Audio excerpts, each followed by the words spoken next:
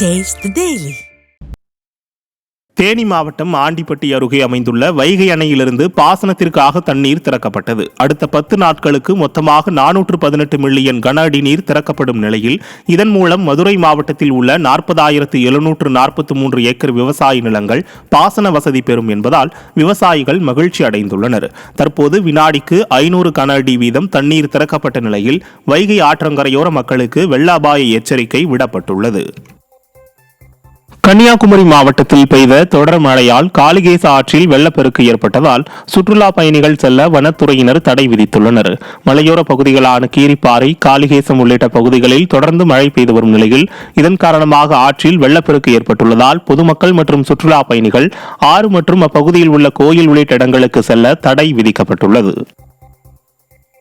அரியலூர் மாவட்டம் கள்ளங்குறிச்சி அருகே மயானத்திற்கு செல்ல முறையான சாலை வசதி இல்லாததால் ஓடையில் இறங்கி சடலத்தை தூக்கிச் சென்ற அவலம் அரங்கேறியுள்ளது. மணக்குடி கிராமத்தில் இறந்தவர்களின் சடலத்தை சுமார் 2 கிலோமீட்டர் தூரம் நடந்து சென்று மயானத்தில் அடக்கம் செய்து வருகின்றனர். இந்த நிலையில் கடந்த சில நாட்களாக பெய்த மழை காரணமாக மயானம் செல்லும் ஓடையில் இடுப்பளவிற்கு மழைநீர் தேங்கியதால் ஓடையில் இறங்கி சடலத்தை எடுத்துச் செல்லும் நிலை ஏற்பட்டது. இதுகுறித்து பலமுறை அதிகாரிகளிடம் முறையிட்டும் எவ்வித பயனும் இல்லை என வேதனை தெரிவிக்கும் அப்பகுதி மக்கள் மாவட்ட நிர்வாகம் தங்கள் கிராமத்திற்கு முறையான சாலை வசதி செய்து தருமாறு வலியுறுத்தியுள்ளனர். தென்காசி மாவட்டத்தில் நடைபெறும் பொதிகை புத்தக திருவிழாவில் ஆயிரக்கணக்கான மாணவர்கள் கூட்ட நெரிசலில் சிக்கி தவித்தனர். தென்காசி மாவட்டத்தில் ஈஸ்வரன் பிள்ளை பள்ளியில் நடைபெற்று வரும் 3வது புத்தக திருவிழாவில் ஒரே நேரத்தில் சுமார் 7000 மாணவர்கள் பார்வையிட அனுமதி அளித்த நிலையில் கடும் கூட்ட நெரிசல் ஏற்பட்டது. மேலும் கூட்டரங்கில் போதிய அடிப்படை வசதிகள் ஏற்படுத்தி தராததால் மாணவர்கள் கடும் அவதியுற்றனர். திறனற்ற ஸ்டாலின் அரசின் மாவட்ட நிர்வாகம் போதிய முன்னேற்பாடுகளை ஏற்படுத்தாமல் மாணவர்களின் உயிரோடு விளையாடும் அலட்சிய செயல் மக்களிடையே கடும் கொந்தளிப்பை ஏற்படுத்தியுள்ளது.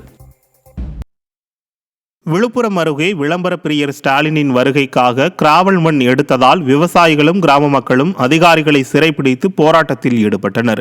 வழுதரெட்டி கொண்டங்கி ஏரி பகுதியில் கோவிலுக்கு சொந்தமான இடத்தில் 40 அடி வரை கிராவல் மண் எடுத்ததால் ஆத்திரமடைந்த விவசாயிகளும் பொதுமக்களும் மண் எடுப்பில் ஈடுபட்ட வாகனங்களை சிறைப்பிடித்தனர். அங்கு வந்து பேச்சுவார்த்தை நடத்திய வட்டாட்சியரிடம் மழைநீரால் சூழப்பட்ட பள்ளியை சீரமைக்க மண்ணெடுக்க அனுமதிக்காத மாவட்ட ஆட்சியர் பழனி தற்போது எவ்வாறு அனுமதி கொடுத்தார் என்று சரமாரியாக கேள்வி எழுப்பினர்.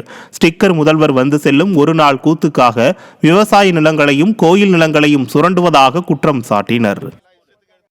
முதலமைச்சர் மணிமண்டபம் கோவிந்தசாமி மணிமண்டபத்துக்கு திறக்க வராரு. சுற்றி கார் பார்க்கிங்காக மண் வாலத்தை அழிக்கிறாங்க. இது எந்த விதத்தில் நியாயம்? மண் வாலத்தை அழிச்சு கார் பார்க்கிங் தேவையா? இந்தமாரி மண் வாலத்தை அழிச்சு எங்கள் ஊருக்காரங்க நாங்கள் என்ன பண்ணுறது? இதை நம்பி நாங்கள் 5000 குடும்பம் இருக்குது. இங்கே மாடு ஒரு குறைஞ்சபட்சம் 100 மாட்டுக்கு மேலே இந்த பள்ளத்தில் சாவுது. எங்களுக்கு தேவையானதை ஒரு பொது இடத்துக்கு அடிக்க முடியல, மண்ணில் எங்களால் அடிக்க முடியல இந்த கிராவில். ஆனால் இவங்க ஆளுங்கட்சி என்ற முறையில் சிஎம் வரார் என்ற முறையில் அடிச்சதும் போது ஒரு இளைஞர் ஒரு பட்டாளி இடத்துல கொட்டி அவங்க அதை ஸ்டேஜ் மாரி போடுறாங்க வராங்க. அதையும் என்ன பண்ணுறாங்க, மறுபடியும் அந்த மண்ணை மறுபடியும் விற்றுறாங்க, காசுக்கு மறுபடியும் விற்றுறாங்க.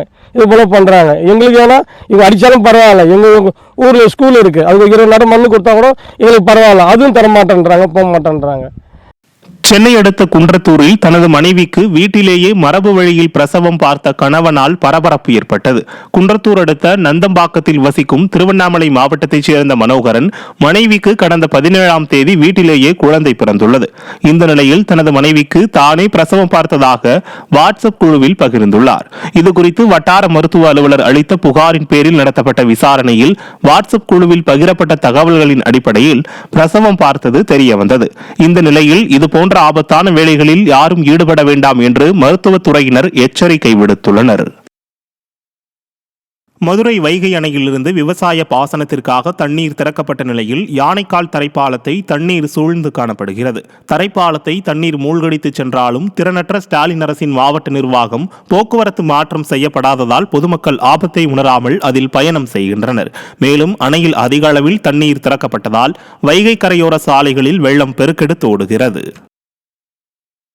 ராமநாதபுரத்தில் வீசிய சூறை காற்றில் 10க்கும் மேற்பட்ட படகுகள் சேதமடைந்ததால் மீனவர்கள் கவலையடைந்துள்ளனர். பாம்பன் பகுதியில் பலத்த காற்று வீசியதுடன் கடல் சீற்றமாக காணப்பட்டது. இதன் காரணமாக வடக்கு கடல் பகுதியில் நங்கூரமிட்டு நிறுத்தி வைக்கப்பட்டிருந்த 10க்கும் மேற்பட்ட விசைப்படகுகள் ஒன்றோடொன்று மோதி சேதமடைந்தன. இதனால் ஸ்டாலின் அரசு உரிய இழப்பீடு வழங்க வேண்டுமென பாதிக்கப்பட்ட மீனவர்கள் கோரிக்கை விடுத்துள்ளனர். ராமநாதபுரம் மாவட்டம் கீழக்கோட்டை அருகே அரசு பேருந்தும் காரும் நேருக்கு நேர் மோதிக்கொண்ட விபத்தில் ஒருவர் உயிரிழந்தார். மதுரையிலிருந்து ராமேஸ்வரம் நோக்கி சென்ற அரசு பேருந்து முறையாக பராமரிக்கப்படாததால் கட்டுப்பாட்டை இழந்து பரமக்குடி நோக்கி சென்ற கார் மீது நேருக்கு நேர் மோதியது. இதில் காரில் பயணித்த யமனேஸ்வரம் பகுதியைச் சேர்ந்த ஷேக் முஹைதீன் சம்பவ இடத்திலேயே உயிரிழந்தார். காயமடைந்த 10க்கும் மேற்பட்டோர் ராமநாதபுரம் அரசு மருத்துவமனைக்கு அனுப்பி வைக்கப்பட்டனர். திமுக ஆட்சியில் காலாவதியான அரசு பேருந்துகளை இயக்குவதால் உயிரிழப்புகள் ஏற்படுவதாக மக்கள் குற்றம் சாட்டியுள்ளனர். சென்னை தாம்பரம் மதுரவாயல் புறவழிச்சாலையில் சொகுசு கார் மோதியதில் இருசக்கர வாகனத்தில் சென்றவர் பரிதாபமாக உயிரிழந்தார். ஆன்லைன் மூலம் இருசக்கர வாகன ஓட்டுநராக பணியாற்றும் பாண்டி பஜார் கிருஷ்ணன் தெருவைச் சேர்ந்தவர் பிரதீப் குமார். தாம்பரம் மதுரவாயல் புறவழிச்சாலையில் ஓடமாநகர் அருகே சென்று கொண்டிருந்த போது பின்னால் வந்த சொகுசு கார் மோதியதில் தூக்கி வீசப்பட்டு நிகழ்விடத்திலேயே உயிரிழந்தார். உடலை மீட்டு விசாரணை மேற்கொள்ளப்பட்ட நிலையில் விபத்தை ஏற்படுத்திய தனியார் நிறுவன ஓட்டுநர் அயனம்பாக்கத்தைச் சேர்ந்த முரளி பிடிபட்டதோடு சொகுசு காரும் பறிமுதல் செய்யப்பட்டது. சென்னை திருவொற்றியூரில் பேசின் சாலை ஓரங்களில் குப்பைகள் கொட்டப்படுவதால் துர்நாற்றம் வீசுவதாகவும் நோய் தொற்று ஏற்படும் அபாயம் உள்ளதாகவும் அப்பகுதி மக்கள் குற்றம் சாட்டுகின்றனர். ஆர்கே நகரில் உள்ள தொழிற்சாலைகளிலிருந்து குப்பைகளை கொண்டு வரும் லாரிகள் சாலையோரங்களில் உள்ள இடங்களை ஆக்கிரமித்து குப்பைகளை கொட்டுவதால் இந்த நிலை ஏற்பட்டுள்ளதாக குற்றம் சாட்டுகின்றனர். அதிமுக கவுன்சிலர் உட்பட பொதுமக்களும் பலமுறை முறையிட்டும் செயலற்ற ஸ்டாலின் அரசின் அதிகாரிகள் நடவடிக்கை எடுக்காமல் தூக்கத்தில் இருப்பதாக குற்றம் சாட்டுகின்றனர்.